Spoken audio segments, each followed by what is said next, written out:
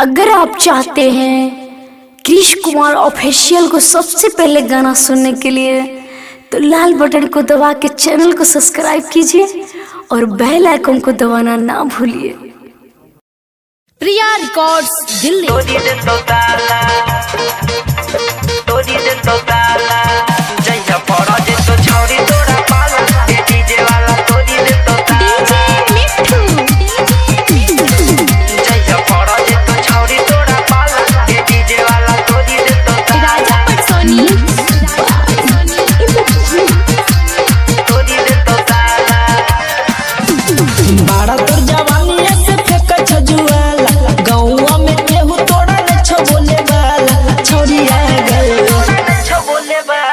बाड़ा तोर जवानी से फेंक छजुआला गौवा में केहू तोड़ा न छ बोले वाला छोरिया गे जइया पड़ी जइतो जइया पड़ा जइतो छौरी तोरा पाला गे डीजे वाला तोड़ी दे तो ताला जइया पड़ा जइतो छौरी तोरा पाला गे डीजे वाला तोड़ी दे तो ताला जइया पड़ा जइतो छौरी तोरा पाला गे डीजे वाला तोड़ी दे तो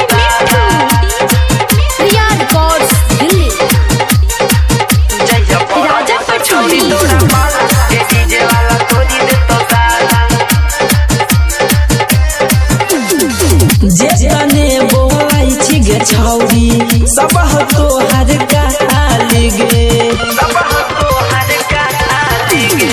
सब डीजे वाला के छौरी छाही तू ही मालिगे जे तने बोहलाई छी गे छौरी सब तो हर का गे सब डीजे वाला के छौरी छाही तू ही मालिगे तोरा चलते हो चलते हो गौवा में हाला गई डीजे वाला तोड़ी दे तो ताला जइया पड़ा जे तो छौरी तोड़ा पाला गे डीजे वाला तोड़ी दे तो ताला जइया पड़ा जे तो छौरी तोड़ा पाला गे डीजे वाला तोड़ी दे तो ताला प्रिया रिकॉर्ड्स दिल्ली। जइया पड़ा जे तो छौरी तोड़ा पाला गे डीजे वाला तोड़ी दे तो ताला डीजे रंजित राजी के छौरी बेस छई बहबा आली गे बेस छई बहबा आली गे राइटर रहयन के लिखल गाना करे धमाली गे डीजे दीवा के छौरी बेस छई बहबा आली गे राइटर रहयन के लिखल गाना करे धमाली गे